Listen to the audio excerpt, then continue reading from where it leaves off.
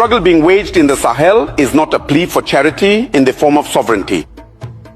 It is a fight to reclaim our sovereignty.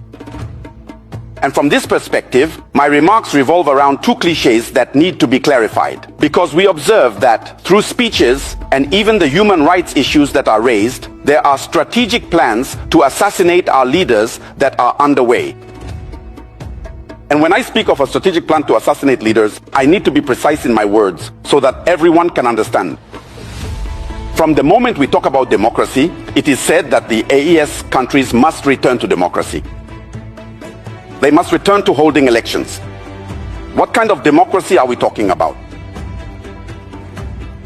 That question mark deserves to be raised, considering that from the 1960s to 2022, if I take the case of Burkina Faso, we have been governed by so-called Democrats who were installed, put in place by people sitting on the other side of the oceans.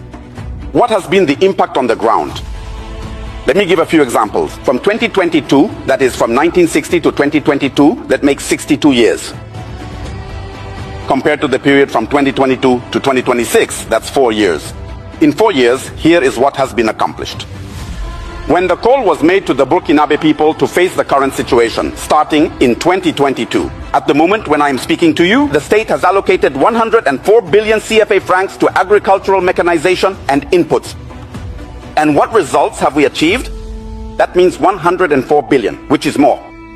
And this allowed us to reach 67,000 tons of cereals to feed the population. Isn't that defending human rights? If you have an accident right now and go to the hospital, you could die because we can't get a scan done. The cost has been reduced from 50,000 to 25,000. That's a 50% reduction during wartime. But from 1960 to 2022, this has never been done. I take, how should I put it? We have just launched the recruitment drive called Operation 1000 times 5. 1000 times 5 means that each year we will recruit 1000 specialist doctors over 5 years. From 1960 to 2022, those who established their democracy here never did this. Let me give another example. We have just opened the hospital, the largest hospital in our country, on July 29, 2025 in in Bobo Dioulasso, in cooperation with China.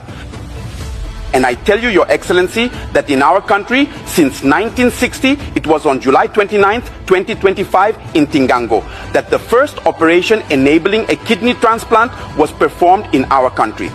When someone was sick, they had to take a plane. It was on the other side that they went to have it done. Now it is done in Burkina, in a country that is at war. Another example I would add is the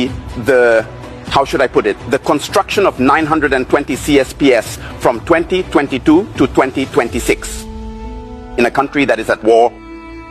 On December 21st, 2025, or even up to what we have just observed after taking stock, there are 38 newly built health centers in a country that is at war. I could name others as well. People say, but what are human rights? It's the right to life, isn't it? Let me give another example. Regarding the development of lowlands, the development of lowlands to allow farmers, that is peasants, to be able to take care of them, we have gone from 5,000 hectares since the 1960s up to now. We have gone from 5,000 to 25,000 hectares in 2025. But this is a country at war. And still in the field of agriculture, for plowing, for the peasants who own the land, we take tractors and go plow it for them for free. And in 2025, we plowed 58,000 hectares of land for free for the peasants. Is there any greater defense of human rights than that? And when I take, for example, the armed forces, among the 11 agreements where it was stated that we cannot purchase equipment elsewhere unless it's from France, and we cannot train our soldiers elsewhere unless it's in France, I inform you that from 2022 to 2025, we have independently formed around 20 rapid intervention battalions, all fully equipped with at least 500 soldiers per battalion. And I'm not going to give the exact number because the enemy might be listening. And since these are military matters, if I give the details, you could prepare yourselves and come. I won't give everything. I'll just give an approximate figure. Whether it's less or more, you won't know. Second example, we have formed about 10 mobile police intervention unit groups. They are already deployed in the field. We have established gendarmerie legions throughout the entire country, nearly 10 mobile gendarmerie squadrons. They are already deployed in the field. From 1960 to 2022, there was only one air base. Today, we have 4. From 2022 to 2026, 4 air bases. There you have it. But I say I'm giving approximate numbers, not the total. That's it. The volunteers for the defense of the homeland who have been considered as militias. I myself, standing before you, am a volunteer for the defense of the homeland. So these are not just men picked up off the street to say that we form militias. And all those who are volunteers for the defense of the homeland on the ground, as time goes on, we remove them, we integrate them directly into the army without training. Those who are not fit to join the army are placed either in entrepreneurship, whether it's agriculture, carpentry, or welding. That's what's being done in Burkina.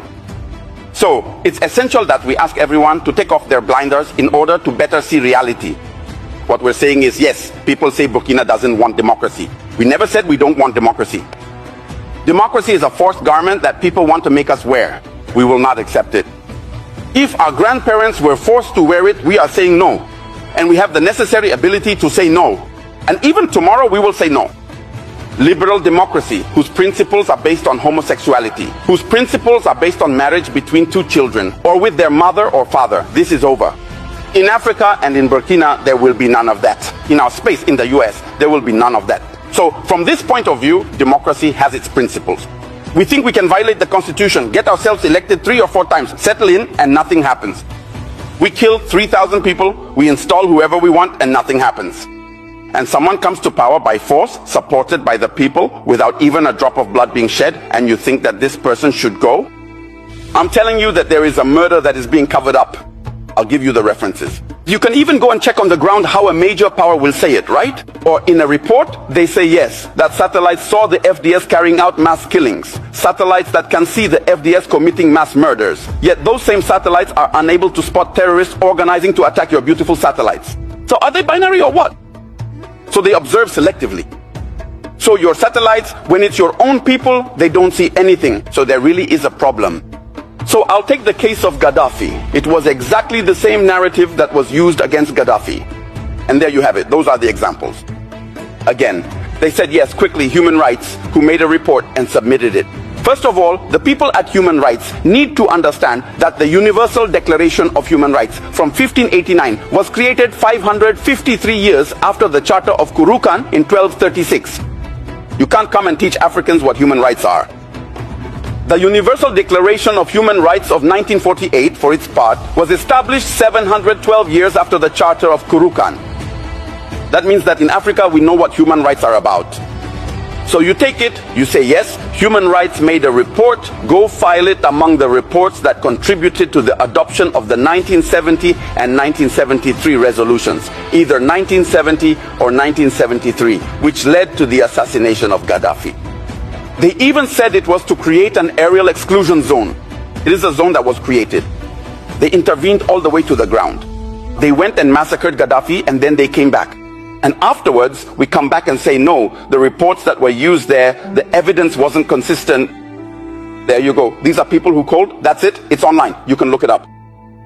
And it's on this basis that Gaddafi, in 2025, has even just been convicted for criminal conspiracy and other charges.